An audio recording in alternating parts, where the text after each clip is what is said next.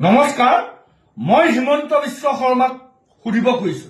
মই বিজেপি আৰএছএছৰ মুখ্যমন্ত্ৰী হিমন্ত বিশ্ব শৰ্মাক সুধিব খুজিছো।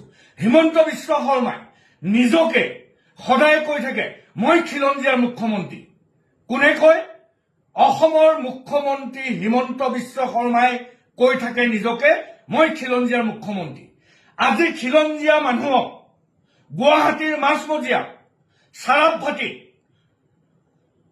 আকৌ কৈছো, আজি খিলঞ্জীয়া মানুহক গুৱাহাটীৰ চাৰাপভাটিত খিলঞ্জীয়াৰ মুখ্যমন্ত্ৰী বুলি দাবী কৰা হিমন্ত বিশ্ব শৰ্মা চৰকাৰৰ দিনত অসমীয়া গৌৰৱেগ ধ্বনি দিছে। আৰু গণতন্ত্ৰৰ চতুৰ্থ স্তম্ভ সাংবাদিকে সংবাদ পৰিৱেশন কৰিবলৈ যোৱাৰ অৱস্থাত অনা অসমীয়াই সাংবাদিকক গুৰকৈ পিটন দি মূৰ ফাটাই দিছে। এতিয়া মই হিমন্তক সুধিব খুজিছো, হিমন্ত বিশ্ব শৰ্মা, আপুনি খিলঞ্জীয়াৰ মুখ্যমন্ত্ৰী বুলি দাবী কৰে আৰু আপুনি মিয়া বুলি মুছলমান মানুহ দেখিলে অভিযোগত বা অপৰাধত জড়িত মানুহক আপুনি গুলিয়াই।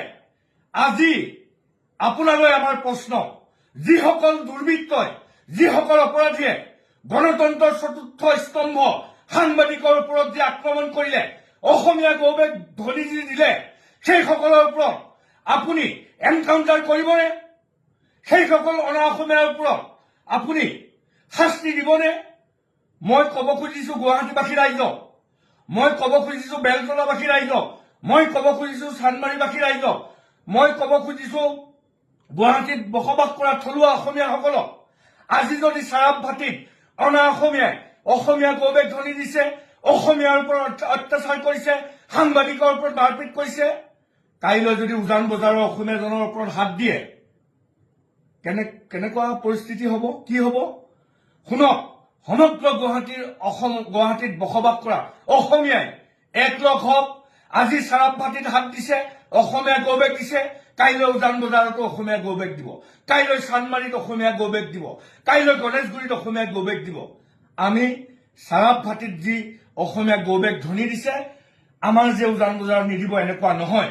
সমগ্ৰ গুৱাহাটীৰ অসমীয়াই একলগ হ'ব লাগিব আৰু অসমীয়াৰ বিৰুদ্ধে, অসমৰ হাৱা পানী মাটি বায়ু পানী খাই অসমীয়া গৌৰৱেগ ধ্বনি দিয়া সকলক আমি সমগ্ৰ অসমৰ জনতাই, সমগ্ৰ গুৱাহাটীৰ মানুহে হিমন্ত বিশ্ব শৰ্মাৰ ওপৰত চোকা নজৰ দি আমি চাই আছো যে আপুনি খিলঞ্জীয়াৰ মুখ্যমন্ত্ৰী বুলি কোৱা আজি খিলঞ্জীয়া মানুহক যি অপমান কৰিছে, আমাৰ অসমীয়া মানুহক যি অপমান কৰিছে, সেই অপমানৰ উত্তৰ হিমন্ত বিশ্ব শৰ্মাই নিজকে, আকৌ কৈ আছো বাৰম্বাৰ, খিলঞ্জীয়া বুলি কোৱা হিমন্ত বিশ্ব শৰ্মাই এই অনাম অসমীয়াসকলৰ ওপৰত কি শাস্তি লয়, সাংবাদিকৰ ওপৰত, গণতন্ত্ৰৰ চতুৰ্থ স্তম্ভৰ ওপৰত যি ধৰণে অনা অসমীয়াই আক্ৰমণ আৰম্ভ কৰিছে, ইয়াৰ বিৰুদ্ধে খিলঞ্জীয়াৰ মুখ্যমন্ত্ৰী হিমন্ত বিশ্ব শৰ্মাই কি ধৰণে তেওঁলোকৰ ওপৰত শাস্তি বিহে সেয়া আমি চাবলৈ ৰৈ আছো।